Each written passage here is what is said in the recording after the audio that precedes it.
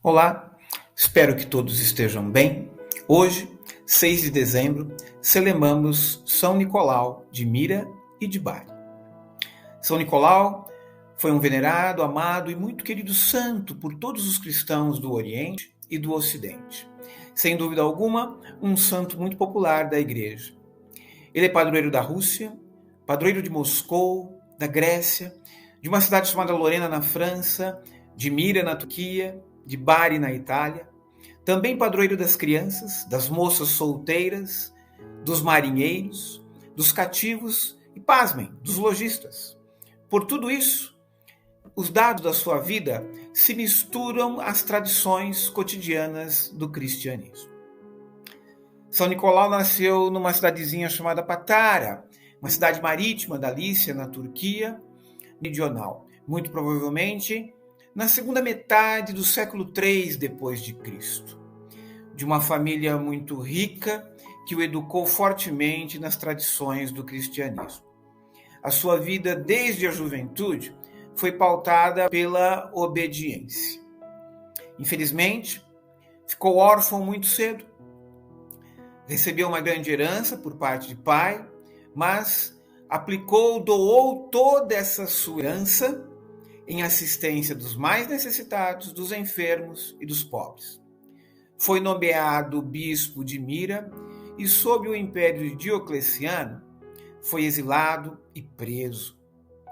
Depois da sua libertação, em 325, participou do Concílio de Nicéia.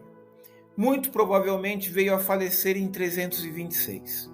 Existem alguns inscritos que mencionam sua morte em datas futuras, como 346 ou 350. Mas a maioria das informações relatam a morte em 326. Foram muitos os episódios com o envolvimento de São Nicolau, o que nos remetem a diversas histórias. Uma das histórias mais antigas relacionadas a São Nicolau diz respeito a um vizinho perto de sua casa. O vizinho tinha 3 filhas na idade de se casar, mas não tinham o dinheiro para o dote. São Nicolau, percebendo a situação, amarrou uma quantidade de dinheiro no pano, atirou pela janela. Por 3 situações. Essas ações fizeram com que as 3 moças se casassem. Mas na última situação, o pai dessas moças percebeu e rapidamente saiu pela casa e descobriu que era São Nicolau que estava tirando aquela trouxa de dinheiro. Contudo, São Nicolau pediu que essa história fosse mantida em sigilo. Outra situação, são 3 estudantes que iam para Atenas e durante a viagem ficaram numa hospedaria. O dono da hospedaria não era uma pessoa de boa índole. Assaltou os estudantes, os matou, os enterrou numa pipa. São Nicolau também, em suas viagens, passou por esta hospedaria. Em sonho, visualizou o crime, trabalhou na questão muito forte da oração, reavendo a vida desses 3 estudantes, e ainda trabalhou na conversão do dono da hospedaria.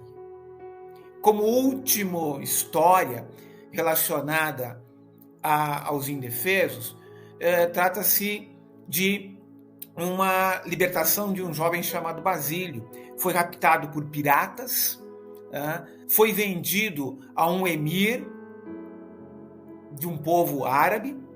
Contudo, São Nicolau, sabendo da situação, orou. Este mesmo jovem foi visto na casa dos pais de volta com um cetro de ouro deste emir, deste ditador lá de um país árabe. Todas essas ações contribuíram para difundir São Nicolau como protetor dos jovens e dos mais necessitados. Conforme mencionei no início, São Nicolau também figurava como protetor das crianças.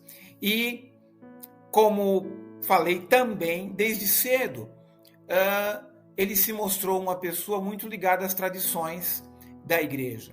Aliás, quando ainda muito pequeno, às quartas e sexta-feiras, evitava o uso do leite materno já como parte de um jejum. Costumava fazer doações anônimas de moedas de ouro, de roupas, a viúvas e aos pobres e às crianças.